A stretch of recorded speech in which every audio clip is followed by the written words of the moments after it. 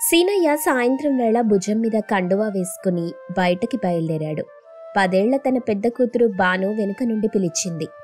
నానోయ్, ఎక్కడికెళ్తున్నావు? అబ్బా, బయటకి వెళ్ళేటప్పుడు ఎక్కడికి అని అడగకూడదని ఎన్నిసార్లు చెప్పాను నీకు? నువ్వు తొందరగా ఇంటికి రాకపోతే ఎక్కడున్నావో అని వెతుక్కోవాలి కదా మేము. అంత ప్రేముందా తల్లి నీకు నా మీద? సరే, వచ్చేటప్పుడు బఠానీలు తీసుకురా, బడిలో నిద్రొస్తుంది నాకు. చదువంటే ఎంత శ్రద్ధమ్మా నీకు? సరస్వతీదేవి పక్కన పీట వేసి కూర్చోబెట్టాలి నిన్ను అని గొనుక్కుంటూ బయటికెళ్ళిపోయాడు సీనయ్య. వెళ్ళి ఒక పిట్టగోడ మీద కూర్చున్నాడు.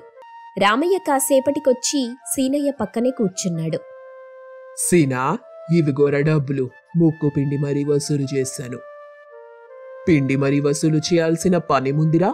వాళ్ల సొమ్మేమైనా మనం తింటున్నామా? మన రూపాయి మనకివ్వడానికి వాళ్లకేంటి అసలు నొప్పి? సీనయ్య రామయ్య కలిసి వడ్డీ వ్యాపారం చేస్తుండేవాళ్లు. అవసరంలో ఉన్న వాళ్లకు డబ్బులు వడ్డీకిస్తూ అదే జీవనాధారంగా మార్చుకున్నారు ఇద్దరు. ఏంటి వాళ్ళ చిరాగ్గా ఉన్నావు? ఇంట్లో 3 ఆడవాళ్లుంటే తెలుస్తుందిరా నా బాధ. ముచ్చటైన 2 మహాలక్ష్ములు ఇంట్లో తిరుగుతూ ఉంటే సంతోషించాలి గాని బాధంటావేంట్రా? మహాలక్ష్మి అంటే డబ్బు పెంచాలి, కరిగించకూడదు. నా 2 కూతుళ్ళకి తిండికి, విలాసాలకి, చదువులకి అయ్యే ఖర్చెంతో తెలుసా? పోనీ వీళ్ళు పెద్దయ్యాక ఉద్యోగాలు చేసి నాకు తెచ్చిపెట్టేదేమైనా ఉందా అంటే పెళ్లిళ్ళు చేసుకొని ఇంట్లో ఉన్నదంతా ఊడ్చుకుపోవడమే కదా. ఒక్క కొడుకునైనా ఇచ్చాడు కాదా దేవుడు? ఈ రోజుల్లో ఆడపిల్లలే నయంరా సీనా. కొడుకులు పుట్టినా మనల్ని చూస్తారన్న నమ్మకం లేదు.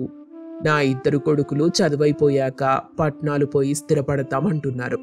అక్కడికి పోయాక ఈ పల్లెటూరి తల్లిదండ్రులు గుర్తుంటారనుకున్నావా? కనీసం నెలకు ఇంత అని డబ్బులైనా పంపిస్తారు గారా. డబ్బు పంపిస్తే సరిపోతుందా? చాలు, మనమిక్కడ నచ్చింది తిని నచ్చింది చేస్తూ మిగిలింది వడ్డీలకి తిప్పుకుంటూ బ్రతికేయొచ్చు. నీ డబ్బు వ్యామోహం పోనిచ్చుకున్నావు కాదు. నీ పిసినారితనంతో పిల్లల్ని పస్తులు పెట్టమాకు, పాపం చుట్టుకుంటాది. రామయ్య తన దారిన తను వెళ్ళిపోయాడు. సీనయ్య డబ్బు లెక్కబెట్టుకుని జేబులో పెట్టుకుని ఇంటికెళ్ళాడు. బానుకి బఠానీలు, రెండో కూతురు చందనకి చిరుతిళ్ళు కొంచెం కొంచెంగా తీసుకెళ్లాడు. గుమ్మం దగ్గర సీనయ్యని చూడగానే ఇద్దరూ ఎదురెళ్లారు. నాన్న, బఠానీలు తెచ్చావా? నాకేం తెచ్చావు నాన్నా? తెచ్చాను, ఇవిగో. సీనయ్య ఎవరివి వాళ్లకిచ్చేశాడు. అవి తీసుకుని సీనయ్య మొహం వైపు గుర్రుగా చూశారు ఇద్దరు. ఏంటా చూపు? 5 రూపాయల బఠానీలు తెచ్చావా? ఇది 3 రూపాయల బిస్కెట్ ప్యాకెట్. పర్లేదులే, మిగిలితే రేపు తినండి. దానికెందుకు గుర్రుమని మింగేసేలా చూస్తున్నారు? పిసినారి నాన్న, నీ అంత పిసినారిని మేమెక్కడా చూడలేదు. డబ్బులేం చెట్లకు కాయట్లేదు, వందలు ఖర్చు పెట్టడానికి. ఎంత ఉన్నా నీ కక్కుర్తి ముందు కొంచెమేలే. మాకు పెట్టకుండా ఏం చేస్తావి డబ్బంతా? అసలు నేను మీకోసం సంపాదిస్తున్నానని ఎవరు చెప్పారే మీకు? పిల్ల రాక్షసుల్లారా, తెచ్చింది తీసుకొని పక్కకి పోండి. పెత్తనాలు చెయ్యాలని చూస్తే దెబ్బలు పడతాయి ఇద్దరికి. సీనయ్య భార్య గౌరీ ఆ మాటలు విని అక్కడికొచ్చింది. అబ్బబ్బబ్బా, చిన్నపిల్లలతో మాట్లాడాల్సిన మాటలావి? చిన్నపిల్లలు మాట్లాడాల్సిన మాటలావి? పిల్లలు తినడానికి ఏమైనా తీసుకురమ్మని నోరారా అడిగితే 5 రూపాయల బఠానీలు, 3 రూపాయల బిస్కెట్ ప్యాకెటా మీరు తెచ్చేది?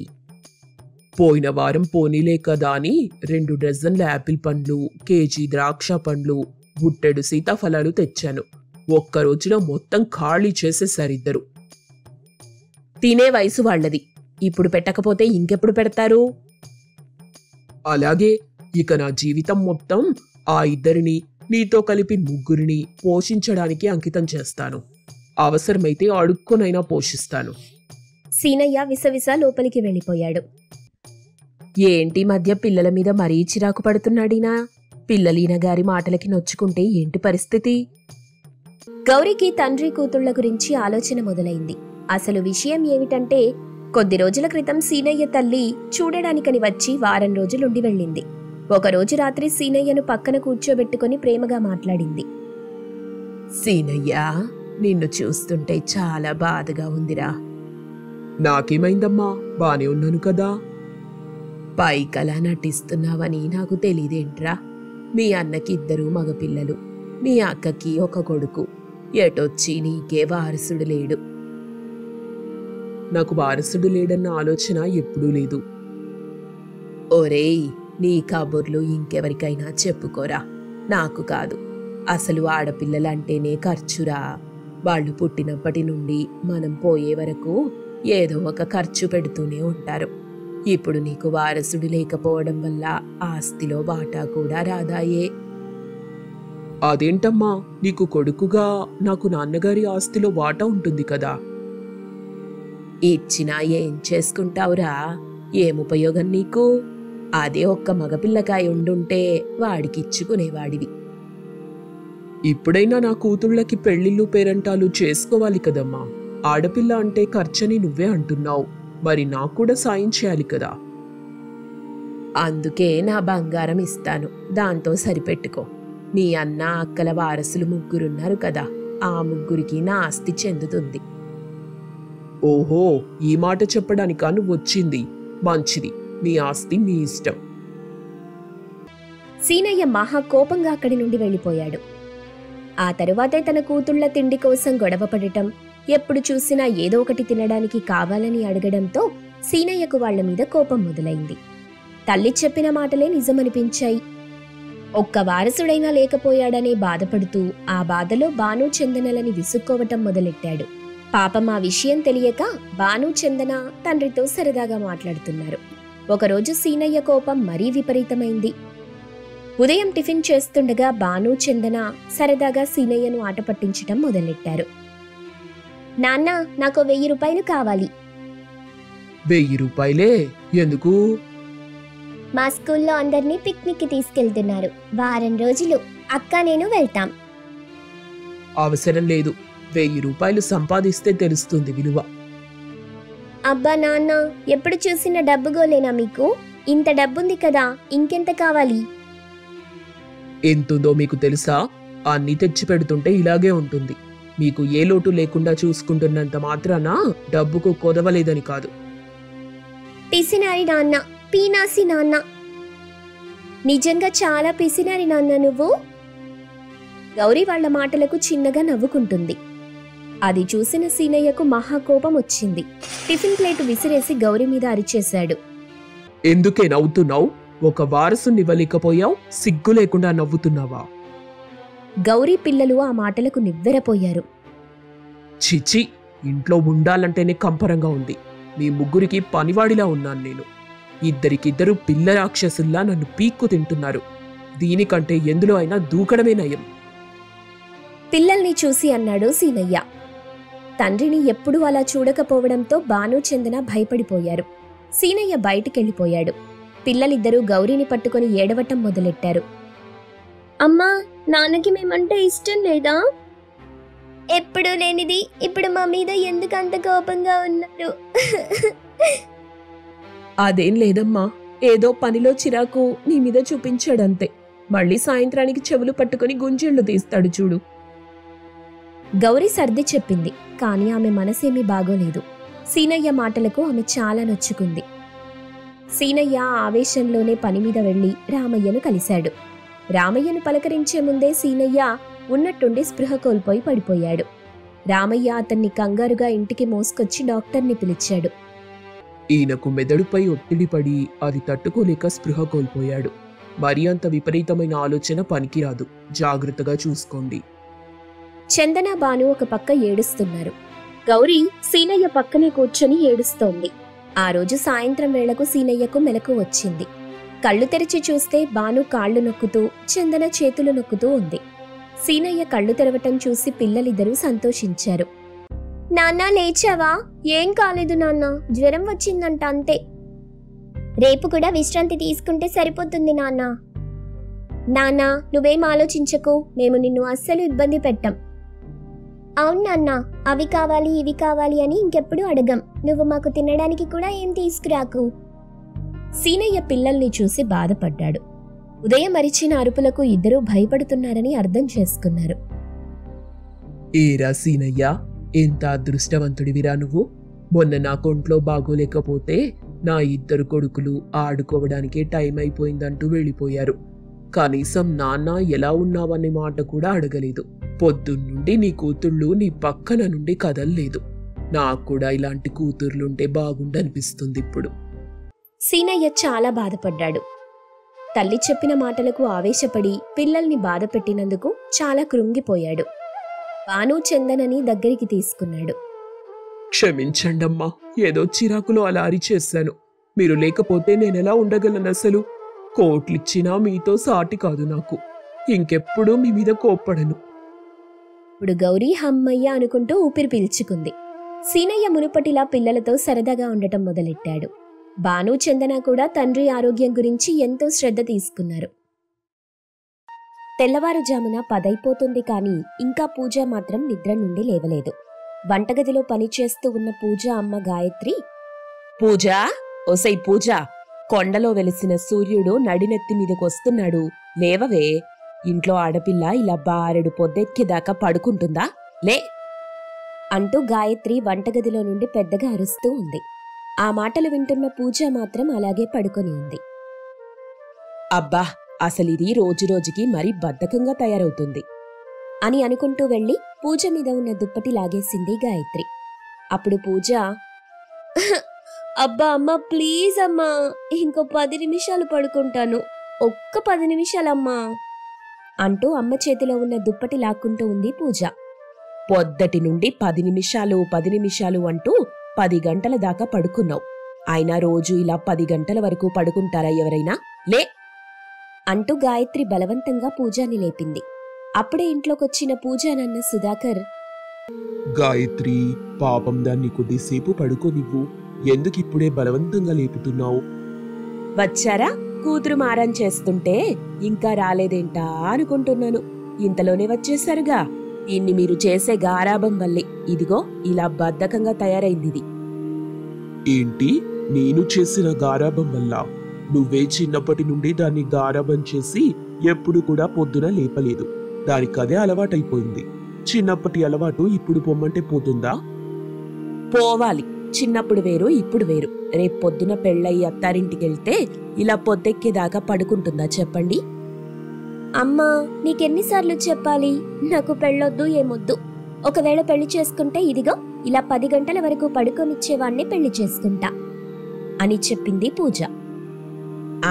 పెళ్లి చేసుకుని నువ్వు 10 గంటల వరకు పడుకో, నీ ఆయన లేచి ఇంటి పని వంట పని చేస్తాడు అని అనుకుంటూ వెళ్లి మళ్లీ పని చేసుకుంటూ ఉంది గాయత్రి.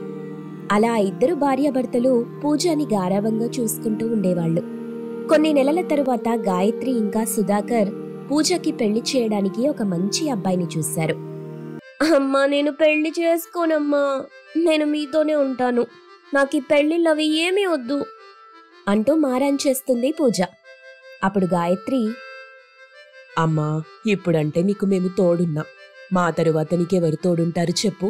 ఇప్పుడు పెళ్ళొద్దంటున్నావు, కానీ రేపొద్దున పెళ్ళయ్యాక మాత్రం మొగుణ్ణి విడిచి నేను రమ్మన్నా కూడా రావు అంటూ గాయత్రి రకరకాలుగా చెప్పి పూజని పెళ్లి కొప్పించింది. తర్వాత కొన్ని రోజులకి పూజని రాము అనే అబ్బాయికిచ్చి పెళ్లి చేశారు. రాముది చాలా పెద్ద ఉమ్మడి కుటుంబం.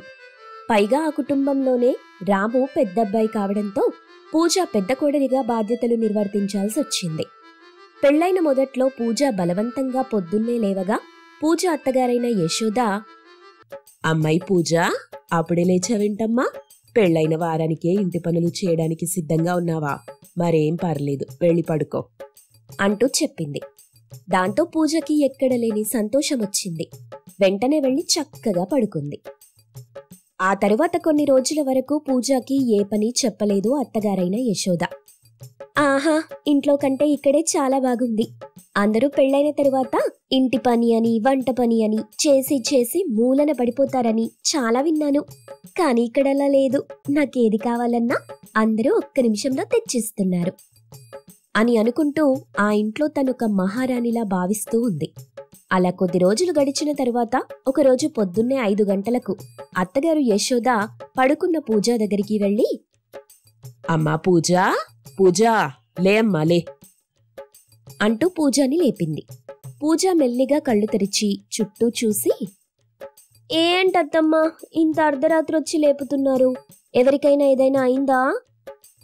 ఎవ్వరికీ కూడా ఏమీ అవలేదు కాని లే, టైం 5 అయిపోతుంది, ఇంటి పని చెయ్యాలిగా అంటూ పూజని బలవంతంగా నిద్రలేపి ఇంటి బయటికి తీసుకెళ్ళింది.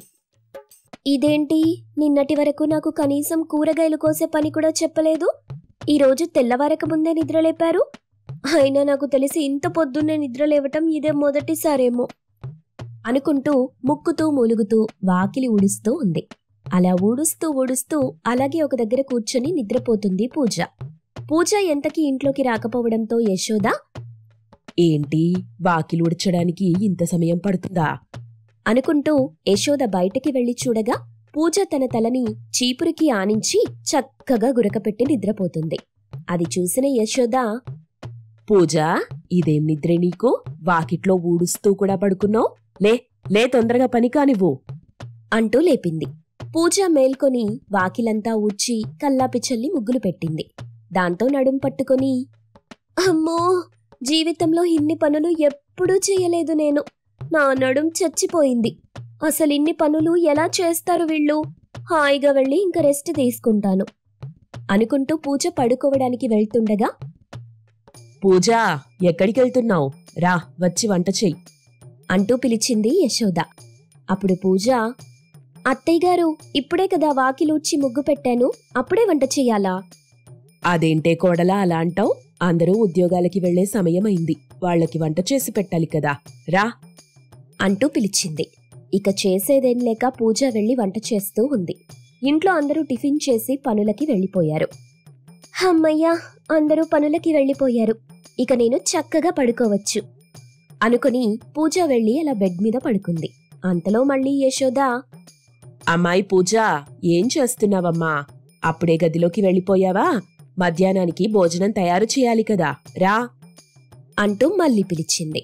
పూజ బయటికొచ్చి, అత్తయ్యగారు, ఇప్పుడే కదా వంట చేసింది, మళ్ళీ వంట చెయ్యాలా? పూజ, ఇప్పటి వరకు మనం టిఫిన్ మాత్రమే చేశాం, మరి మధ్యాహ్న భోజనం పరిస్థితి ఏంటి చెప్పు? పాపం, పనులకి వెళ్లిన వాళ్ళు మళ్ళీ తిరిగి భోజనం చేయడానికి వస్తారు కదా అంటూ చెప్పింది. దాంతో పూజ మళ్ళీ అందరికీ వంట చేయటం మొదలెట్టింది. తనకి యశోద కూడా సాయం చేస్తూ ఉంది. అలా మధ్యాహ్న భోజనం అవగానే, అమ్మయ్యా, ఇంక నన్ను కదిపేవారే లేరు, ఇక నేను సాయంత్రం వరకు పడుకోవచ్చు అనుకుని తన గదిలోకి వెళ్తుండగా అప్పుడే కొంతమంది చుట్టాలింట్లోకొచ్చారు. వాళ్లని పలకరించిన యశోద, అమ్మాయి పూజ, అందరికీ కొద్దిగా టీ పెట్టమ్మా అంటూ చెప్పింది. దాంతో మళ్ళీ పూజ వంటగదిలోకి వెళ్లి అందరికీ టీ చేసివ్వగా, అమ్మా, ఈ పూటకొచ్చిన బంధువులు కూడా ఇక్కడే భోజనం చేస్తారు, వీళ్లకి కూడా వంట చేసేయమ్మా అంటూ చెప్పింది. ఇక చేసేదేం లేక పూజ మళ్ళీ వంట చేస్తూ ఉంది. అలా రోజంతా పని చేస్తూనే ఉంది. చివరికి రాత్రి 10 గంటలకి అందరూ తిన్న తరువాత అప్పుడు తను తిని పడుకుంది. మళ్ళీ పొద్దున్నే వచ్చి యశోద పూజని నిద్రలేపింది. అలా కొద్ది రోజులు గడవగానే పూజకి తన అమ్మా నాన్న తనని ఎంత గారాబంగా చూసుకునేవారో గుర్తొచ్చింది. వెంటనే ఏడవటం మొదలెట్టింది. అది చూసి యశోద కంగారు పడుతూ, ఏంటమ్మా, ఎందుకేడుస్తున్నావు? ఏమైంది? ఎవరేమన్నారు తల్లి అని అడగ్గా అప్పుడు యశోద తన అమ్మా నాన్నల్ని చూడాలనుందని చెప్పింది. దాంతో పూజని తన అమ్మా నాన్న దగ్గరికి పంపింది యశోద. పూజ తన అమ్మాయిన గాయత్రిని చూడగానే వెళ్లి కౌగిలించుకొని, అమ్మా, ఇంక నేనెప్పుడు కూడా అత్తారింటికి వెళ్ళనమ్మా, అసలక్కడ నన్ను కనీసం నిద్ర కూడా పోనివ్వటం లేదు అని జరిగిన విషయాలన్నీ చెప్పింది పూజ. అప్పుడు ఆ మాటలకు గాయత్రి నవ్వుకుంది. ఎలాగైనా సరే పూజకి తన బాధ్యతల గురించి తెలిసేలా చెయ్యాలనుకుంది. ఆ మరుసటి రోజు బారెడు పొద్దెక్కినా కూడా గాయత్రి లేవకుండా అలాగే పడుకుంది. తర్వాత పూజ లేచొచ్చి చూసి, ఇదేంటి, ఇంట్లో ఎక్కడి వస్తువులు అక్కడే ఉన్నాయి, ఇంకా వంట కూడా అవలేదు, అమ్మా అమ్మా అంటూ గాయత్రిని నిద్రలేపింది. ఏంటమ్మా ఈ మొద్దు నిద్ర, నాకు బాగా ఆకలిగా ఉంది, ఏదైనా చేసి పెట్టు. అవునా, నాకు కూడా ఆకలిగానే ఉంది అని చెప్తూ ఉండగా అప్పుడే సుధాకర్ పనికి వెళ్లడానికి సిద్ధమై వెళ్తుండగా, అదేంటి నాన్న, ఏమీ తినకుండా వెళ్తున్నారు? అమ్మా, లేచి నాన్నకి తినడానికి ఏదైనా చెయ్యి. ఎందుకే నేనే చేసి పెట్టాలి? నాకీ ఇంట్లో రెస్ట్ అనేదే వద్దా అంది. అప్పుడా మాటలు పూజకి అర్థం కాలేదు. కాని అలాగే 3 రోజులు గాయత్రి ఇంట్లో ఏ పని చెయ్యలేదు. దాంతో పూజ, అమ్మా ఏమైందమ్మా నీకు? అసలు నువ్వు పొద్దున్నే ఎందుకు లేవటం లేదు? చూడు ఇల్లంతా ఎలా దయ్యాల కొంపలా ఉందో. పాపం నాన్నేమో రోజు పస్తులుంటున్నాడు అంటూ చెప్పింది పూజ. అప్పుడు గాయత్రి నవ్వుతూ, ఒక్క 3 రోజులే మీ అమ్మ పని చెయ్యకపోతే ఇల్లంతా ఇలా ఉంది. మీ నాన్నేమో పస్తులున్నాడు. మరలాంటిది నువ్వేమో రోజు 10 గంటల వరకు పడుకోవాలి. ఏ పని చెయ్యొద్దనుకుంటే మీ అత్తారిల్లెలా ఉంటుందే చెప్పు. 3 రోజులకే మీ నాన్న పస్తులు పడుకుంటే మరి నీ వల్ల ఆ ఇంట్లో వాళ్ళు ఎన్ని రోజులు పస్తులు పడుకుంటారు అంది గాయత్రి. అప్పుడు పూజకి తన అసలు బాధ్యత ఏంటో తెలిసింది. ఇక అప్పటి నుండి పూజ అత్తగారింట్లో పొద్దున్నే లేచి ఇంటి పనులు చేస్తూ అందరికీ వంట చేస్తూ వారి ఆనందంలో తన ఆనందం వెతుక్కుంటూ ఉంది.